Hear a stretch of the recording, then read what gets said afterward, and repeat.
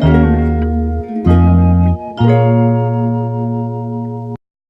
was a victim of my own success, and I did some Ed Sullivans I hate.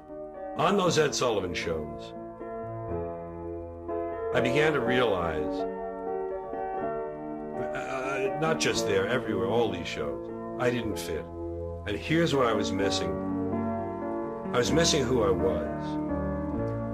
I began with a dream of being Danny Kaye, which is a very mainstream dream. It's very middle America. It's a people pleaser job. And I dreamed a path that was traditional. Comedian, disc jockey, comedian, actor, big success. A mainstream dream. Meanwhile, what I really was an outlaw and a rebel, because I had lived that kind of life.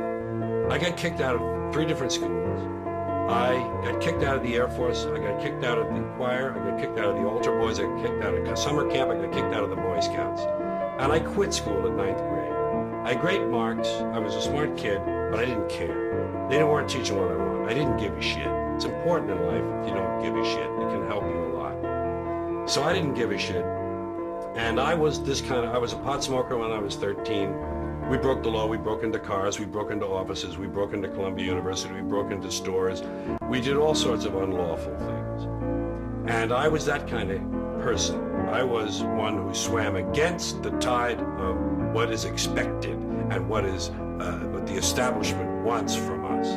But I didn't know that about myself, because this dream blinded me. This dream was about America, about the path that we all follow, the middle of the road, middle class America, mainstream will dream. And meanwhile, I'm sitting there like this, fuck those people, fuck that shit.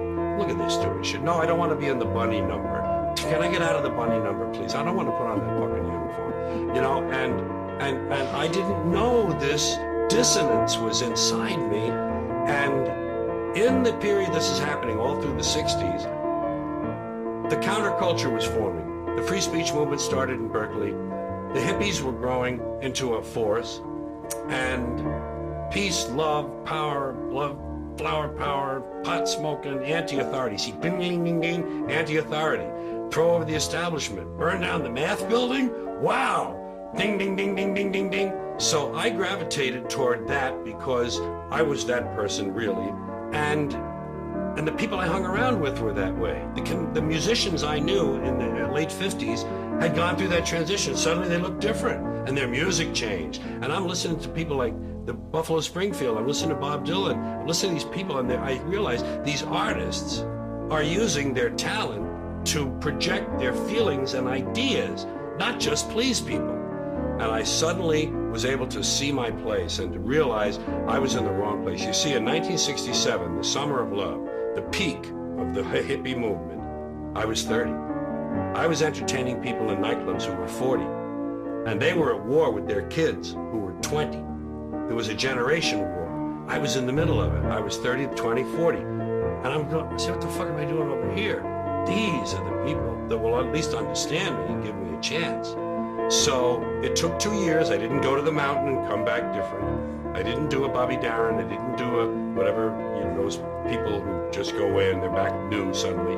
I took 2 years to change, and it happened on television. So I had denied that part of myself, and finally it came into full flower. And I never became a really big success until that. I probably had 200 television appearances by that time, and I still wasn't realized as a writer, as a comedian. By that I mean I hadn't let myself grow into